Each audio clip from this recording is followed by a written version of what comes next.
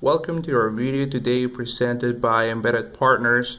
Today we're going to be briefly introducing the implementation of a memory section for a processor.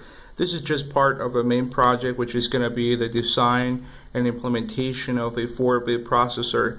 As I just said right now, this is going to be the memory section of this processor, and we're going to be using right now, we just used the RAM and the ROM. We also added a few other integrated circuits, which we're going to be briefly discussing right now. For this mini project, we use 5 integrated circuits.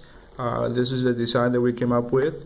The first one is going to be the buffer, which is the 74LS244P. We also use the RAM, which is a CY7C199C-25PC. We also use this one right here, which is the OR 74LS32. We also had to change a few things with the values. So we are using right now the NOT, and this is just so that we can either use the ROM or the RAM and not both at the same time. This is the 74LS04P, and we also have right here the ROM, which in this case it is an EEPROM. It is the M27C512.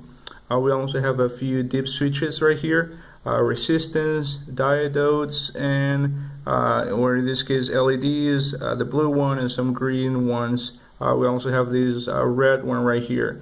But in this case, we're going to be briefly talking about how it works and the design that we came up with. Right here, the first dip switch is just for the contents that are going to be stored within the addresses of both the RAM and the ROM. Right here we also have the dip switch, which is going to be the most significant bit right here is the bit selection, so that we can either know if we're going to be using the RAM or the ROM. For example, right now we're actually using the ROM, and if I turn it on, this LED right here goes on, indicating that the RAM is actually going to be in use. This is just for testing purposes. And in this case, as you can see, the LEDs on the back are also changing right now. For this mini project, what we did right now, we just transfer the dip switches entrances all the way to the ROM. We also copy that information over to the RAM. We're just transmitting right now the same addresses, and we're also using the buffer so that we can keep it in store for a while we're actually using it, or before we actually use it. And from the buffer, we're sending out the LEDs right here so that we can actually check the contents found both inside the ROM and the RAM. This EEPROM was actually programmed beforehand with some specific contents. We're going to be providing that information as well at the end of the video. But in this case, this last dip switch is actually just we're actually just using 2 entrances. The first one right here, that is for the read option, and the second one right here is actually for the write option.